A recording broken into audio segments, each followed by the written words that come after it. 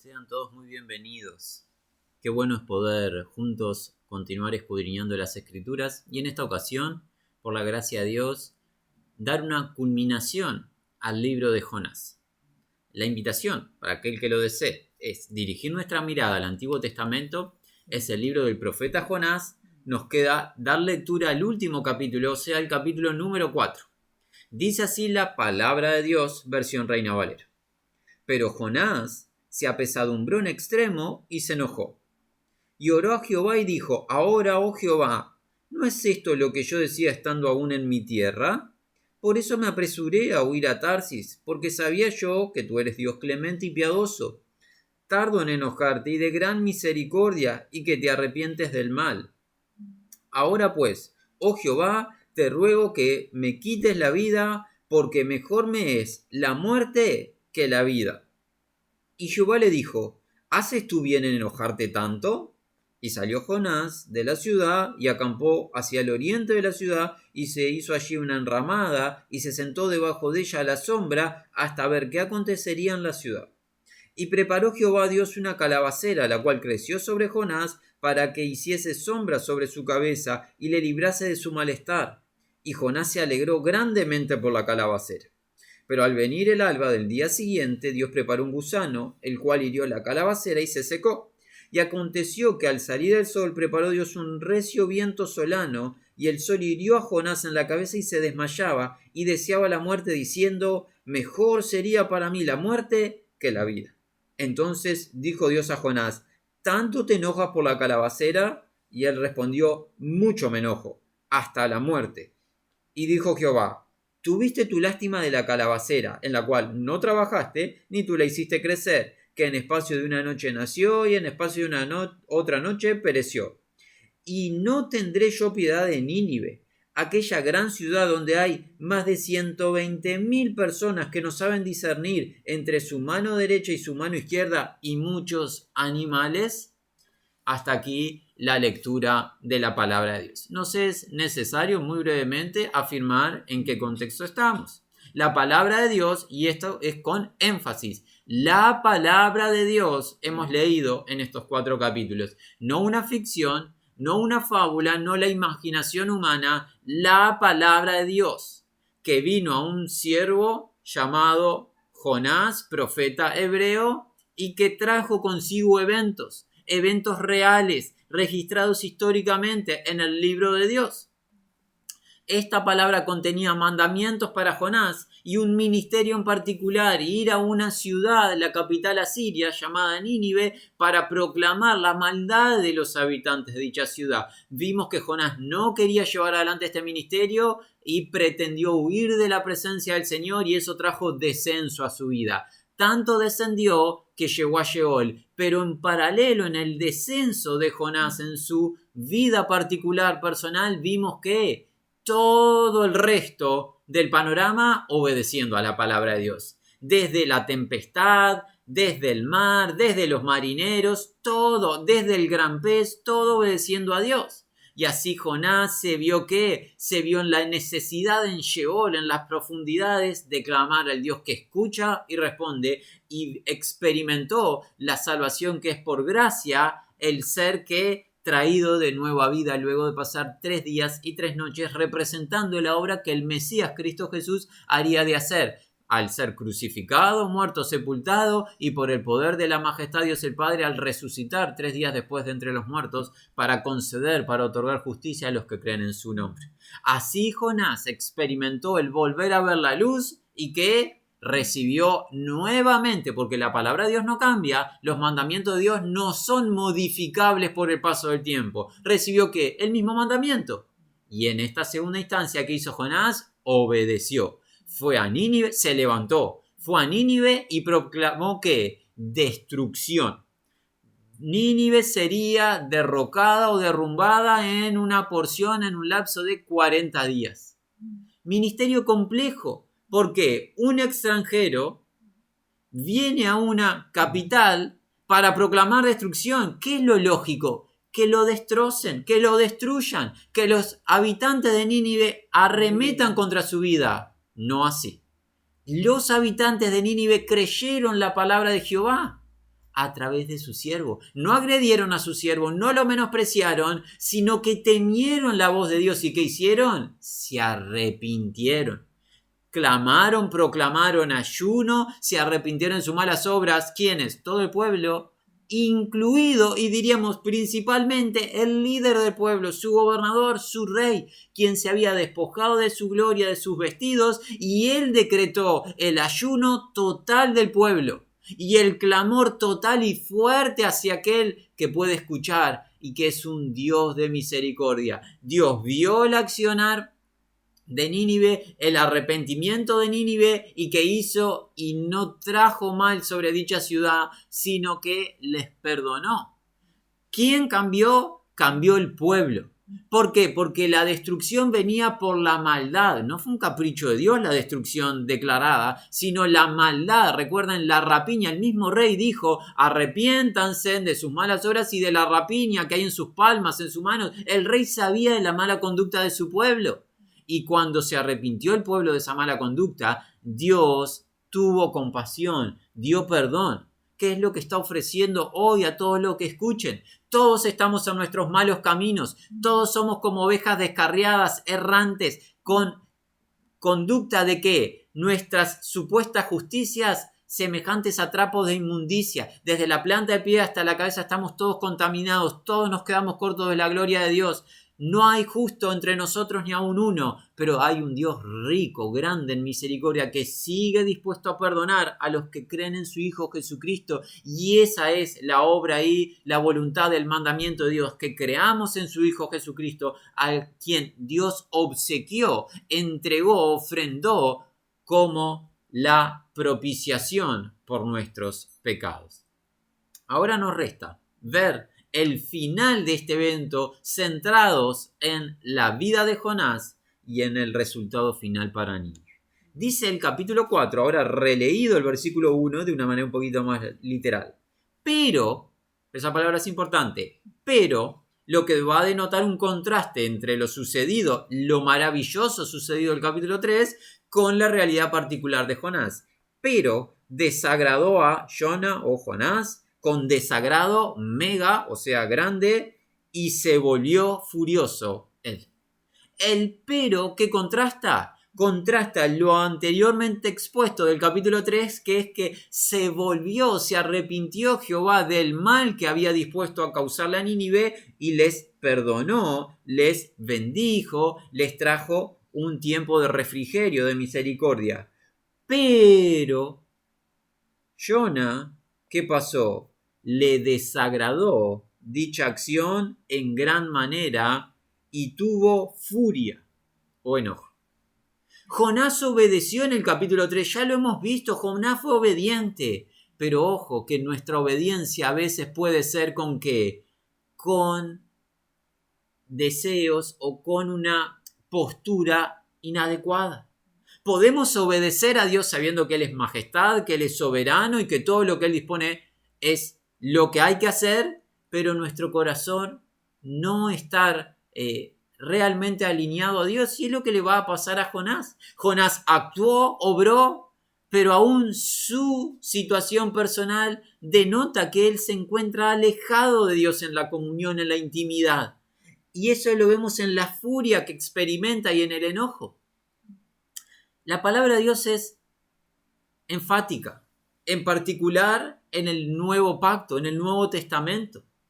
¿Qué dice el Señor acerca de la salvación de los incrédulos? Comenzando con un individuo, una oveja redimida. El Señor dijo que hay celebración en los cielos por un pecador que se arrepiente. Esa celebración es superior a los 99 justos que no tienen necesidad de arrepentimiento, no tienen necesidad en su propia imaginación.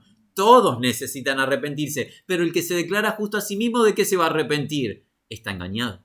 Pero cuando un pecador se reconoce en su condición caída delante de Dios y se arrepiente y cree en Jesucristo, en el cielo, en la presencia del Señor, hay celebración. Hay una celebración celestial. Es un evento magnífico. Debemos de recordar que, por ejemplo, en Jope, y es muy importante esa región. ¿Por qué? Porque es hacia donde iba a dirigirse Jonás al huir del Señor. ¿Qué pasó en Jope? En el Nuevo Pacto, en el Nuevo Testamento, en el libro de Hechos, en el capítulo número 10. Allí otro siervo del Señor llamado Simón Pedro recibió mandamiento del Señor tras visión de ¿qué? De un ministerio. Dirigirse a una localidad, la de Jope, pero en particular dirigirse a un hogar gentil. Con un soldado, una eminencia de la milicia romana, gentil, con familia gentil. Algo que para Simón Pedro era una novedad, algo que él no había experimentado anteriormente. ¿Y qué tenía que hacer? Predicar el evangelio en esa localidad. ¿Qué hizo Simón Pedro? Obedeció. ¿Y qué declara en su discurso en el libro de Hechos capítulo número 10 por el versículo 34-35? Comprendo, decía Pedro, que Dios no hace acepción de personas, sino que se agrada en todos los que le temen y hacen justicia y andan en la verdad. Es un poco la idea, parafraseando. Pedro comprendió el llamado que él había recibido y la voluntad de Dios, que era redimir esa casa de gentiles. Y fue, ejecutó el mandamiento, predicó el evangelio y esa casa fue salva. Esto no lo está comprendiendo Jonás. Jonás no está comprendiendo el corazón de Dios, que es su voluntad, ¿cuál? No querer la muerte del que muere, sino que se arrepienta y que viva. La expectativa de Jonás, ¿cuál era? Predicar destrucción y que viniese destrucción. Hablaremos de eso en este mismo capítulo. Ya no lo notaremos un poco más adelante. Jonás no comprendió que Dios estaba interesado en, al predicar destrucción, viniese arrepentimiento y salvación para Nínive. Es su deseo. Jonás, al considerar la misericordia de Dios, se enojó. Y esto está referenciado por Jesús en dos parábolas en el Nuevo Pacto. Una de ellas muy conocida, las dos son conocidas, pero una en particular, la parábola del hijo pródigo. Todos conocemos de la misericordia del Padre y del retorno del hijo pródigo luego de haber arruinado su vida en el extranjero. Pero no siempre prestamos atención a ¿qué? El hijo mayor. ¿Qué pasa si al final de la parábola del hijo mayor se enojó y no quería entrar a la celebración? No quería la salvación de su hermano. Tuvo celos, envidia del hermano y no consideró dichoso o sabio el accionar del Padre en recibirle. Consideró que era mucha gracia. ¿Por qué? ¿Qué pasó con el hermano mayor? No se estaba viendo a sí mismo como debía verse. Es más, llegó a proclamarle al Padre que siempre le había obedecido. Son ceras. ¿Quién siempre puede obedecer sino Cristo Jesús? Pero cuando no nos vemos adecuadamente, cuando no nos vemos a la luz de la palabra, no vemos la justicia de Dios perfecta y nuestra corrupción, pensamos que somos buenos. No los salves a ellos, son pecadores, pero sí sálvame a mí. El hijo mayor estaba cómodo, pero ahora que ve la gracia del padre sobre el hijo menor, estamos ahora haciendo referencia a la parábola del hijo pródigo. ¿Qué pasa? El hijo mayor se ofende. Incorrecto.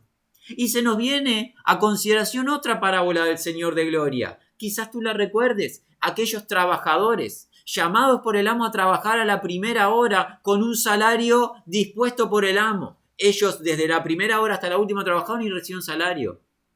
Pero el amo hizo algo. En el correr del día empezó a contratar más personal.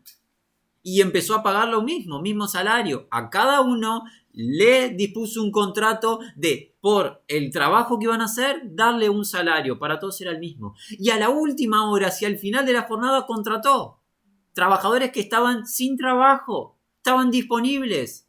Trabajaron, fueron los que trabajaron menos horas, pero recibieron el mismo salario porque a todos le prometió lo mismo. Al final, en la retribución del salario, los primeros trabajadores, los que trabajaron la jornada extensa, se ofendieron. ¿Porque qué? Imaginaron que iban a recibir extra porción, porque habían trabajado más horas que el resto. Tuvieron enojo. Pero olvidaron que a ellos se les prometió y se les cumplió lo que se les dijo. El salario de la jornada se les dio. Y el amo tiene la potestad de darle a sus empleados lo que quiere. Y no tiene que andar pidiéndole permiso a sus empleados de qué hacer o dejar de hacer. Así somos muchos de nosotros cuando proclamamos el juicio de Dios, pero no con el deseo de que produzca arrepentimiento, fe de lo alto y salvación, sino que proclamamos el juicio deseando que venga la destrucción de Dios sobre terceros. Nefasto. Jonás, en cierto aspecto, es un representante de Israel en su debilidad. Cuando Israel no comprende cuál es el plan de Dios, parte de Israel, no todo, gracias a Dios, pero parte de Israel que no comprende que la gracia de Dios no es solamente para Jacob, para Israel, la gracia de Dios es para los gentiles. ¿Y esto de dónde proviene? El llamado de Dios a Abraham, ¿cuál fue? Te bendeciré y serás bendición. Y en ti serán benditas ¿quiénes? Todas las familias de la tierra. Dios llamó a Abraham, por ende Isaac, Jacob, Israel, para bendecir a todas las familias de la tierra. No solamente que la bendición quedase en Israel. Jonás no lo comprende. Jonás disfruta la salvación de Israel, pero no quiere salvación para los gentiles, en este caso Nínive. Así podemos llegar a ser nosotros cuando ¿qué? Miramos al vecino, miramos al prójimo y no queremos la gracia de Dios sobre él. ¿Por qué? Porque él hace esto, porque aquella hace esto o lo otro. En nuestra mente o en nuestro corazón empezamos a ver las múltiples corrupciones del prójimo y olvidamos las nuestras. Olvidamos la deuda que se nos perdonó, deuda impagable. Y no queremos el perdón sobre otros, nefasto. Nuevamente, lo queremos reiterar, sería bueno que los oyentes, empezando por el que está hablando, este hermano, y los que estén escuchando, de no mirar a Jonás para hacer burla de Jonás y las debilidades de Jonás, sino más bien a mirar a Jonás en modo de espejo. Jonás sea nuestro espejo para que nosotros veamos todas nuestras carencias como testigos. Y notemos que el Señor nos quiere corregir. Los días de Jonás ya han pasado, él ya llevó adelante su ministerio. Ahora nos toca a nosotros, los que estamos con vida, ¿de qué? De mirar la experiencia de Jonás y corregir lo defectuoso en nosotros. El Señor siempre quiere corregirnos. Así que, ¿qué vemos de Jonás? Cuando ve la misericordia de Dios operar, en vez de disfrutar, en vez de celebrar como celebran las criaturas celestiales, es maravilloso que los ángeles celebren por un pecador arrepentido. Aquí ya veremos el número de los pecadores arrepentidos, llega hacia el final del libro. En vez de celebrar, Jonás está furioso, está enojado en extremo. Mega enojo, dice la escritura. Vamos al 2. Dice, así él, Jonás, oró hacia Jehová y dijo, es importante a quién va a orar, al Dios que todo lo trasciende, al que era, el que es, el que ha de venir, el que tiene el universo en la palma de su mano, a la majestad. ¿Qué le va a decir, oh Jehová? ¿No era esto lo que dije incluso cuando estaba en mi tierra? Por lo cual así yo huí hacia Tarshish. ¿Por qué razón huiste hacia Tarshish, Jonás? Porque conozco que tu Dios de gracia y compasionado o misericordioso, lento, que tiene la idea de un ser paciente, para el furor o la ira, y abundante en fidelidad de bondad, y que te arrepientes de hacer mal. Jonás nunca, en lo que expresa con sus labios, nunca deseó la salvación de Nínive. Llegó a aceptar la proclamación de destrucción, mas no con el fin de que hubiese un resultado de restauración. Ahora, ¿cómo Jonás conoce esta característica de Dios? Y si tú quieres y empiezas, son tus primeros pasos como estudiante de las Sagradas Escrituras, te animamos a que destaques esta porción. Es uno de los atributos de Dios, su piedad, su misericordia. ¿Cómo conoce Jonás esto? Primera instancia, como profeta, como siervo de Dios, como lector de las Escrituras en el libro de Éxodo. Cuando el Señor Dios se presenta ante Moisés, clamando, Jehová, Jehová, misericordioso, el Dios fuerte, lento para la ira, grande en misericordia, el Dios de verdad. Eso lo lees tú en el capítulo 34 de Éxodo. Esto lo sabe Jonás por el libro de Éxodo, luego se empieza a reiterar en el libro de los Salmos y empezamos a ver esto como un énfasis en el Antiguo Testamento, la misericordia de Dios, la piedad de Dios y la capacidad de Dios en perdonar a sus criaturas caídas.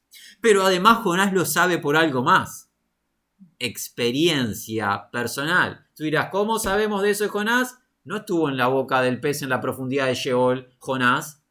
¿Y qué experimentó? Misericordia de Dios. La salvación de Dios, la cual él reconoció. ¿Te acuerdas? La salvación es de Jehová. La salvación de Dios la experimentó Jonás. ¿Por qué mérito de él? Ninguno. No tuvo mérito. Hizo todo para estar en la profundidad de Sheol por su rebelión. No hizo nada para ser devuelto a tierra y volver a la vida. Todo fue misericordia de Dios. Jonás sabe de la clemencia, la compasión de Dios por lectura, pero también lo sabe por experiencia personal. Yo sabía quién eras. Por eso me quería ir de ti, huir de ti, porque Él no quiere la misericordia para con otros. No seamos así, hermanos. Dios no nos ha dado gracia para que la retengamos. Recibisteis de gracia, dijo el Señor de Gloria. ¿Qué deben hacer? Dad de gracia. No existe el versículo en el que recibiste, retén, no compartas. No existe ese versículo. No existe.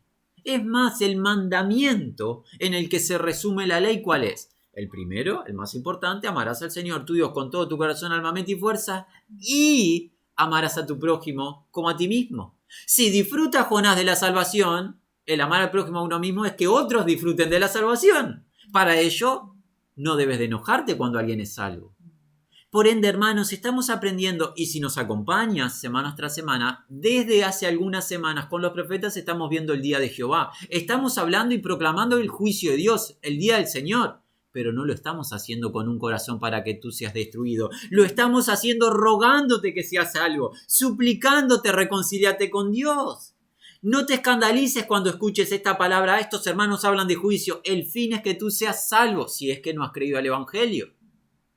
Ese es el propósito que nos está moviendo y por eso estamos estudiando juntos el libro de Jonás para aprender esto también.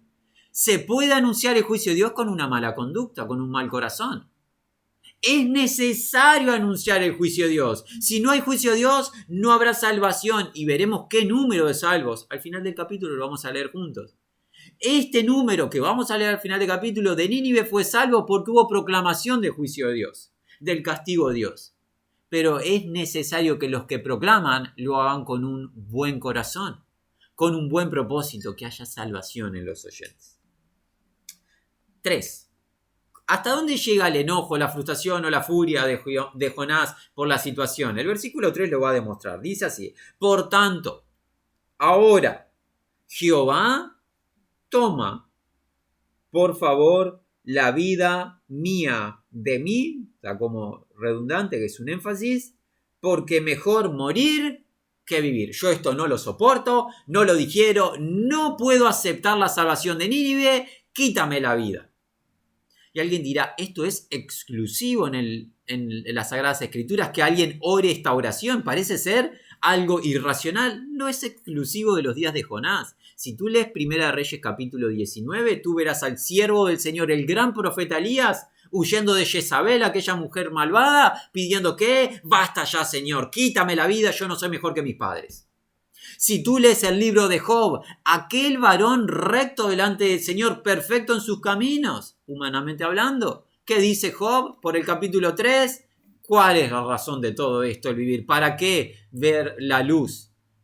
Puro trabajo, aquellos que desean la muerte y no la hallan. Estaba hablando de sí mismo y todos los que padecen en la tierra. O si pensamos en el siervo del Señor, Jeremías el profeta. ¿Por qué no? Empieza a proclamar vez tras vez, ¿por qué no haber muerto en el vientre de mi madre? Maldito el día en que nací, maldito el que le dio las buenas nuevas de que varón había concebido mi madre. Los siervos del Señor en sus ministerios y en sus debilidades llegaron a proclamar el deseo de la muerte. Y ninguno tuvo razón. ¿Por qué fue referenciado en las Escrituras? Para nosotros. Para cuando el Señor te llama a que lleves adelante el ministerio, y recuerda, el ministerio de que el Señor nos llama conlleva, si alguno quiere venir en pos de mí, niéguese a sí mismo, tome su cruz cada día y sígame. El ministerio incluye la muerte personal. Para cumplir el plan de Dios en nuestra vida nos tenemos que morir a nuestros deseos. Y morir a nuestros deseos puede llevarnos a desear, quítame la vida, Señor. Ya está. No soporto esto. No soporto ir a hablarle a a la región enemiga, no le quiero anunciar el evangelio. No soporto perdonar a mi prójimo. No soporto esto, no soporto lo otro. Quítame la vida. No es lo correcto. No es lo bueno. No es lo correcto. Y alguien dirá, ¿y cómo sabemos que no es lo correcto? Mira el versículo 4. Es maravilloso el sabio de Dios. Dice así. Y dijo Jehová. Recuerden, en la oración, si tú oras, orar a Dios no es pedirle cosas a Dios únicamente. Orar a Dios es buscar el rostro de la voluntad del Señor. Por ende, cuando uno clama, tiene que estar sensible a que Dios hable. Dios va a hablar. Y va a hablar de manera retórica. ¿Cómo? Dice así. Dijo Jehová. Bueno estar furioso para ti. Si tú eres estudiante de los atributos de Dios, sabes que Dios es omnisciente. Significa que Dios sabe todo, en todo momento, de todo tema. Dios jamás hizo una pregunta para que alguien le instruya, para que alguien le dé una respuesta y Dios obtenga conocimiento, porque Dios tiene el conocimiento pleno. ¿Por qué Dios hace muchas preguntas, sea Dios el Padre o Cristo Jesús en el Nuevo Testamento? ¿Por qué hace preguntas Dios? Para el conocimiento, el alumbramiento del oyente. Dios le está preguntando de manera retórica a Jonás para que Jonás reflexione. ¿Es beneficioso, Jonás, para ti el estar furioso? Y la respuesta, ¿cuál es? Está implícita. No. No le beneficia a Jonás estar furioso, no trae dicha, no trae ningún resultado beneficioso. La pregunta es, hermanos, ¿por qué estamos furiosos con nuestras situaciones? ¿Cuál es el beneficio? Estoy enojado con esto, estoy enojado con mi esposa, con mis hijos, con mi país, con esto, con otro, con todo estoy enojado. ¿Cuál es el beneficio? Estamos hablando cuando estamos en la voluntad de Dios. Nos podría estar pasando que estar en una situación inadecuada por pecado. El apóstol Pedro habla de eso. Ninguno padezca por ser homicida, malhechor. Estamos hablando cuando Dios nos posiciona en su voluntad en alguna situación de adversidad o que no deseamos. ¿Es bueno estar furioso para nosotros? La respuesta es no. Hágase tu voluntad. ¿Es bueno, Jonás, que esté furioso? Claramente no trae ninguna dicha, ninguna virtud. No tiene beneficio. Tan solo una pregunta a Dios basta para la reflexión del individuo. Vamos a ver cómo sigue la situación. Y salió Jonás de la ciudad y permaneció al este de la ciudad e hizo allí enramada, que la idea es un refugio, y se sentó bajo ella a la sombra, tanto como hasta cuando viera que se convertiría la ciudad. Jonás sigue con la expectativa aún, pareciera, de que la ciudad sea destruida. ¿Por qué? Porque se fue de la ciudad. Él no va a quedarse allí por las dudas. Y se queda a una distancia en donde pueda contemplar si viene esa destrucción. Aún Jonás anhela la destrucción de Nínive. Y allí permanece cubierto, refugiado. Vamos a ver qué hace el Señor. 6. Y asignó, la idea es preparó Jehová, que es Jehová Elohim. Jehová ya sabemos qué es el Dios que todo lo trasciende, el eterno, y Elohim hace referencia a su función de juez, es el que juzga, y él juzga siempre de manera correcta, es equitativo. ¿Qué preparó Jehová? Una planta, que podría ser, parece como una calabacera, y la hizo ascender, ¿sobre quién? Sobre Jonás, para que se convirtiese sombra sobre su cabeza, para rescatarlo o liberarlo de su mal, el mal que le traía el sol. ¿Y qué pasó con Jonás? Se regocijó Jonás sobre la planta con regocijo mega. ¡Oh, qué maravilla! Vino el poder de Dios de manera sobrenatural y Jonás está beneficiado. Sombra sobre él, beneficio personal particular, un acto sobrenatural. Notemos que dijimos, este libro demuestra la obediencia del universo todo a la palabra de Dios. Dios habla y la tierra que hace pone una planta en una jornada. Nos estamos adelantando, pero vemos que una planta crece y crece como para superar al cuerpo humano, porque está encima de Jonás. No sabemos exacto la altura, pero es superior a su cuerpo. En breve tiempo, ya lo vamos a leer, nos anticipamos que ya llega en el siguiente versículo. ¿Cuánto es ese tiempo? Y Jonás ve este acto sobrenatural y tiene regocijo y se beneficia porque la sombra es fundamental. Recuerda, en el mundo antiguo, en tierras, en áreas desérticas, el sol genera tal efecto en el hombre que puede perder la vida. Entonces, la sombra es fundamental para Jonás y está experimentando la providencia de Dios y tiene regocijo. Vamos a ver el versículo 7 cómo sigue. Pero, y este es un contraste, pero asignó, que es preparó, Elohim, ¿quién es Elohim? El juez, Jehová, gusano. Al ascender la mañana del día siguiente y dañó la planta para secarla, agreguemos el 8. Y sucedió cuando se levantó el sol, cuando salió el sol, que asignó el juez Elohim viento del este vehemente y pegó el sol en la cabeza de Jonás, tal que comenzó a desvanecer y rogó para su alma la muerte y dijo: bueno para mí morir que vivir. Jehová el juez había preparado planta para el beneficio de Jonás. Jehová dio. Versículo 7, pero Jehová asignó, preparó gusano en la siguiente jornada que dañó la planta y la secó. Jehová quitó. Jehová el juez soberano da y quita. No le preguntó a Jonás si le daba la planta, se la dio como gracia y se regocijó Jonás. Tampoco le preguntó Jehová a Jonás si le iba a quitar la planta, la quitó. ¿Y qué hace? Y Jonás no acepta la voluntad de Dios. Sucedió en el 8 cuando salió el sol que asignó viento del este vehemente y el sol pegó, es como un daño que produjo sobre la cabeza de Jonás. Anteriormente no le dañaba el sol, ¿por qué? Porque la calabacera le cubría o la planta le cubría, pero ahora ya no está más la planta y ahora el sol afecta a Jonás. Y el efecto es tal que empieza a desvanecer o desfallecer, empieza como a su vida a deteriorarse, la puede perder quizás. Y él ruega para su alma la muerte y dijo: bueno, para mí morir que vivir. Cuando hubo providencia en el versículo 6, Jonás se regocijó. Pero ahora que es quitada la planta, Jonás, en vez de clamar por la misericordia de Dios, este es un libro de misericordia, que dice, quiere abandonar y pide la muerte. Jonás está confundido.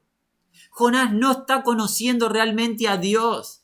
Dios está abocado en llevar a su siervo a depender de su Dios, no depender de la planta. El gozo en Jonás, ¿cuál es? No es gozo en Jehová, es gozo en la planta. Se gozó en una planta, la planta le es quitada y ya no hay gozo, quiere la muerte. Hermanos, fácil burlarse de Jonás, pero qué gozo hay cuando hay plata en la cuenta bancaria. Y cuando la plata se fue de la cuenta bancaria, mejor a mí morir que vivir. Qué gozo cuando la familia está sentada a la mesa y está toda la familia celebrando. Y cuando la familia abandona por nuestra fe en Jesús, para mí mejor morir que vivir. Qué gozo en la juventud cuando hay vitalidad en los huesos y hay potestad de entrar y salir cuando uno desea. Pero cuando uno está postrado y ya no quedan las fuerzas, mejor para mí morir que vivir. Oh hermanos, como Jonás muchas veces nosotros no estamos conociendo a Dios. Queremos ser el Dios de nuestra vida. Nosotros decidiendo lo que nos sucede y cuando no suceden nuestros deseos, nuestros sueños, nuestros propósitos personales, quítame de aquí. No es correcto. No es correcto. Jonás está experimentando la soberanía de Dios, el poder de Dios, con el propósito de que Jonás dependa de Dios. Sea el gozo de Jonás Dios, no las cosas que Dios da. Las da y las puede quitar. No tiene Dios razón alguna de presentar rendición de cuenta. Todo lo que somos y tenemos a Dios le pertenece. Nada, ni siquiera el aire que está ingresando a nuestro organismo, a nuestro sistema respiratorio, es nuestro. Todo es prestado. Y si Dios lo dio, ¿Tiene alguna razón por la cual no quitártelo? ¿Y por qué nos enojamos como seres posesivos, como niños caprichosos, cuando perdemos? Hermanos, gloria sea a Dios por todo lo que nos da, es bueno. Los bienes que Él nos da a diario, en el diario vivir, qué bueno. Pero cuando falten, sea alabado el Señor. En fortaleza y en debilidad, en compañía o en soledad, en vida o en muerte, en todo sea alabado el Señor, el único digno de adoración. Vamos al 9, dice así. Y dijo Elohim hacia Jonah: bueno estar furioso para ti acerca de la planta. Es la segunda pregunta, similar a la anterior, es retórica. La respuesta está incluida en la pregunta y es: no es bueno para ti estar furioso por la planta. Pero Jonás va a tener una respuesta. Jonás, ¿qué va a decir? Y dijo: bueno estar furioso para mí, tanto como hasta la muerte. Jonás tiene mucha confianza en su capacidad personal y en su sabiduría superior a la de Dios. Pero recuerda, ¿qué le dijo el Señor a Job? Y esto lo tendría que saber Jonás. Bueno es al hombre contender, o sabio al hombre contender contra el omnipotente. La respuesta es no. Recuerda el fin de Job. Job estuvo firme en su postura y terminó: me tapo la boca. Yo no sabía lo que hablaba. Por tanto, me arrepiento en polvo y ceniza. El apóstol Pablo nos llega a decir que no es bueno contender ni que la arcilla contenga con el alfarero. No es bueno para Jonás hacer esto que está haciendo, pero él piensa que sí, es bueno enojarse hasta la muerte por la planta. Y ahora Dios se va a encargar de demostrar la realidad.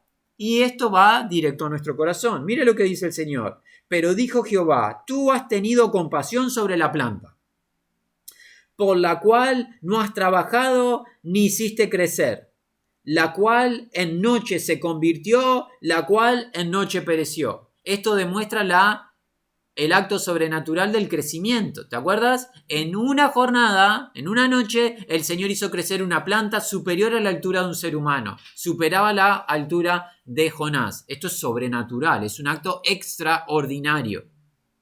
Nuevamente, la tierra obedece a la palabra de Dios. Luego, el gusano, criatura de Dios, obedeció a Dios e hirió la planta.